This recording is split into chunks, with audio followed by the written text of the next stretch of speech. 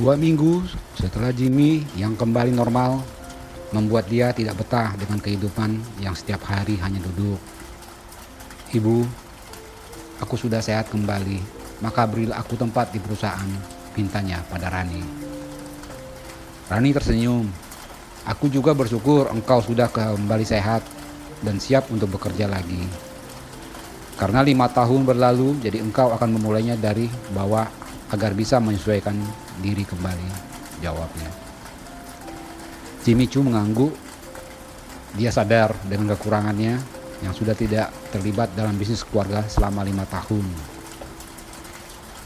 "Baik ibu, aku setuju. Kapan aku akan kembali mulai bekerja?" Georgie yang menjawab, "Adik kedua, engkau bisa datang ke perusahaan besok dan kita akan lihat di mana posisi yang pantas untukmu." Jimmy Choo menatap dalam-dalam Georgie, mencoba menyalami maksudnya.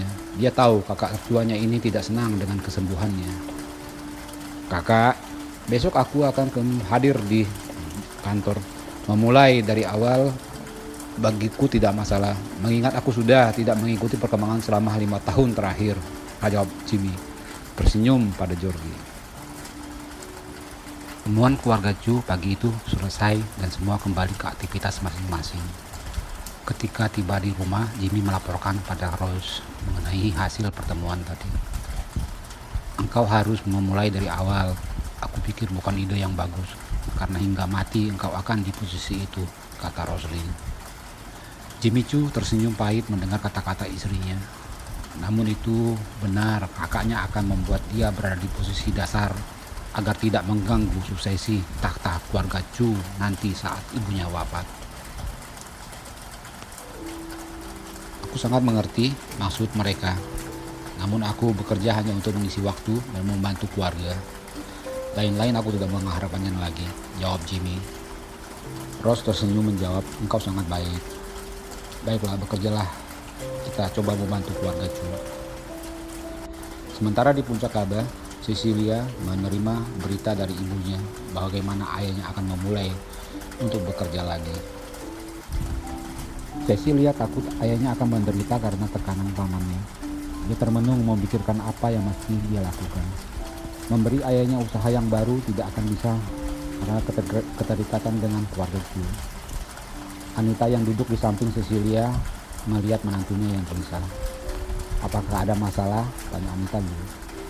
Cecilia memalingkan wajahnya pada Anita. Dia menjawab, "Ayah mulai beraktivitas kembali besok." "Itu bagus, hasil kerja tuanku terbukti baik. Dan engkau juga tahu dia seorang laki-laki yang mempunyai tanggung jawab menafkahi keluarganya. Jadi engkau dukung saja," jawab Anita tersenyum senang. Cecilia menggelengkan kepalanya. "Ibu, engkau tidak mengerti bagaimana buruknya perlakuan keluarga Choo terhadap keluarga kami. Aku takut ayah akan menjadi budak di perusahaan yang dia tinggalkan selama hampir 5 tahun. Anita lu tertawa, "Kau ini sudah memikirkan hal-hal buruk sebelum dijalani. Ini bisnis semua butuh spekulasi. Biarkan ayahmu jalani dulu. Begitu hal buruk yang dia terima, baru kau ambil tindakan. Apabila perlu, kita ambil alih semua aset keluarga Choo dan berikan pada ayahmu." Mendengar ini, Cecilia tersenyum. "Terima kasih ibu, aku akan memantaunya dan akan melakukan yang terbaik untuk ayah," jawabnya. Anita menjawab, "Engkau bagian keluarga Lee. Dalam bisnis di negeri ini tidak ada yang bisa mengalahkannya." Pada saat itu, telepon Anita berdering. Panggilan masuk dari Tang Hai. "Nyonya besar, Nona Yan dan ibunya masih tertahan di rumah peristirahatan atas perintah tuan muda," lapor Tang Hai.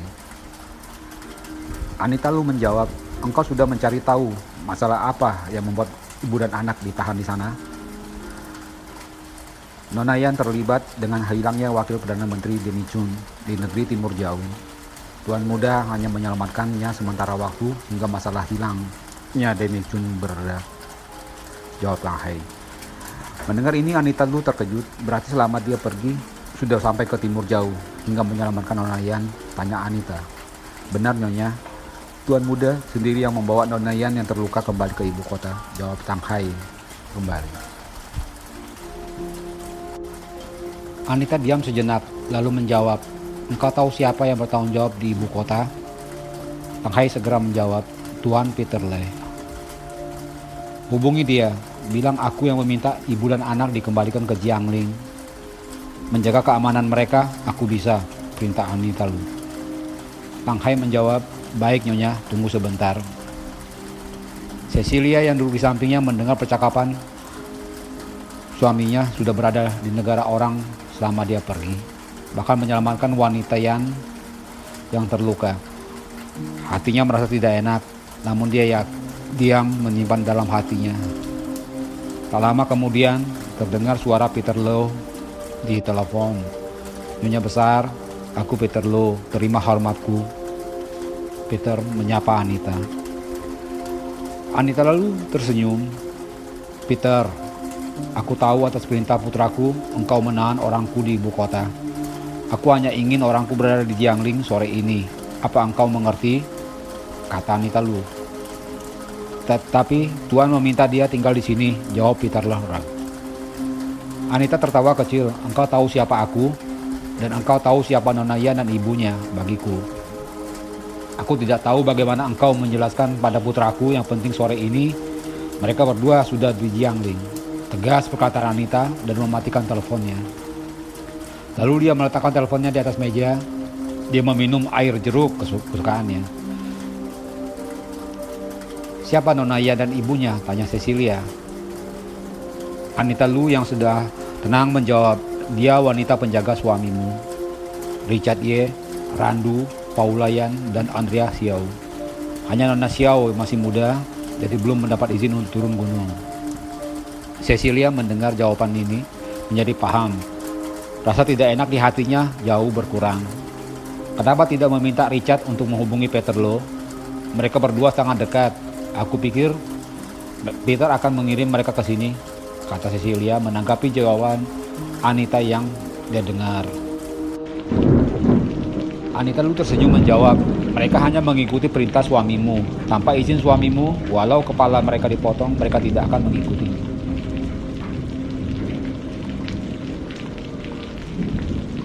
Cecilia diam, dia paham artinya itu. Bagaimana begitu setia ya para orang-orang itu. Anita Lu tertawa. Nona Yan, seorang ahli bela diri, ibunya Claudiani dari keluarga Ni yang ilmu bela dirinya tidak dapat dipandang rendah. Bagi mereka untuk pergi dari rumah peristirahatan itu hal yang mudah. Namun perintah dari suamimu, mereka bertahan di sana. Siapapun yang berhubung dengan suamimu akan menaati perintahnya. Contoh lain, Tuan Fu. Walau kaisar memanggil, dia belum tentu datang. Namun suamimu memberi perintah, dia datang ke sini. Cecilia mengangguk. Dia memiliki kekuasaan bahkan melebihi kaisar. Tapi dia mau tinggal di rumah kecilku, menjual sayur untuk makan kami. Anita Lu tersenyum. Semua itu ujian untukmu. Apakah engkau dapat menerima dia sebagai laki-laki biasa, tidak memiliki latar belakang tinggi? Cecilia mendengar perkataan Anita menjadi masuk akal baginya. Karena kalau status, banyak gadis yang ingin menjadi istrinya, namun perkawinan sejaknya memiliki dasar cinta dan kasih sebagai fondasi awal. Ibu benar, itu ujian untukku. Jika aku gagal, maka dia akan pergi selamanya, jawab Anita kembali mengingat kenangan masa lalu. Suara pesan masuk telepon Anita. Dia melihat pesan dari Tang Hai. Nona Yan dan ibunya akan tiba sore ini di Jiangling, dijemput Richard Ye. Nona Yan dan ibunya akan tiba sore ini, kata Anita mengejutkan lamunan Cecilia. Cecilia menjawab, secepat itukah? Anita tersenyum senang. Suamimu adalah laki-laki berbakti. Selama hal baik, dia akan mengikuti perintah kami sebagai orang tuanya. Namun jika hal yang tidak dia sukai, maka dia akan membelakangi kami. Itu yang terjadi saat dia meninggalkan rumah, kata Anita. Cecilia mengangguk membenarkan, dan dia pun akan menjadi seperti suaminya. Selama itu baik, dia akan mengikuti perintah ayah dan ibunya. Yuyan di kaki bukit akan merasa senang keponakan beserta iparnya datang ke sini, kata Anita. Cecilia bertanya, apakah mereka tidak sering bertemu? Anita tersenyum menjawab, Tidak, mereka tidak sering bertemu, mungkin sudah hampir 20 tahun lebih sejak Yuyan meninggalkan selatan. Ah, selama itu kah? Tanya Cecilia kembali. Anita mengangguk. Iya, mereka akan ada di sampingku seumur hidup mereka. Bagi keluarga mereka, sudah bukan milik mereka lagi. Cecilia terdiam memandang jauh, lalu dia memalingkan wajahnya ke Anita dulu. Ibu, apakah yang kita berikan untuk mereka? Tanyanya. Sebenarnya tidak ada tuntutan itu, namun sejak generasi jatuh kepada aku membagi semua 25% asetku di keluarga milik mereka. Jadi jaminan kehidupan mereka kelak, jawab Anita. Cecilia kembali bertanya, bagaimana dengan kami, Ibu? Apa yang dapat kami berikan pada orang-orang yang berada di samping kami untuk seumur hidup mereka? Anita tertawa. Senang Cecilia sudah memikirkan hal-hal ini. Menantunya ini memang memiliki hati yang baik. Engkau harus bertanya pada suamimu tentunya. Namun The High Group adalah murni yang milik suamimu. Jadi kalian bisa membagi 20% saham pada mereka, jawab Anita. Cecilia tersenyum berkata, aku sudah memikirkannya. Walau Donghai milik suamiku, aku akan coba bicara padanya untuk membagi saham 20% itu pada dan 10% untuk Singha dan 10%-nya untuk keluarga Chen. Kami mungkin cukup 60% kalau hanya untuk hidup. Anita tertawa senang hingga air matanya keluar. Untuk hidup. Andai 100% saham kau serahkan pada orang lain, penghasilan suamimu kelak di keluarga Li bisa puluhan triliun setiap bulan ya, jawabnya. Ibu, sebanyak itu kah? Tanya Cecilia sedikit tidak percaya. Anita menatap Cecilia menjawab, 65% perusahaan di seluruh negeri berafiliasi dengan Li Group. Engkau bayangkan saja di Jiangling penghasilan bulanan bisa mencapai 2-5 triliun setiap bulannya. Digabung dengan semua perusahaan yang tersebar di seluruh negeri, maka penghasilan suamimu adalah 30% dari total setiap bulannya. Cecilia kaget hingga mulutnya terbuka. Untuk apa uang sebanyak itu? Dia bertanya untuk dirinya sendiri. Kami membagi untuk keluarga Li yang membutuhkan bantuan. Sisanya kami bagikan untuk fakir miskin, anak yatim, dan banyak lagi. Dan banyak lagi bantuan sosial yang disimpan tidak sampai 2% setiap bulannya, jawab Anita. Cecilia tersenyum mendengar penjelasan ibu mertuanya. Apakah nanti aku bisa berbuat sepertimu? Tanyanya.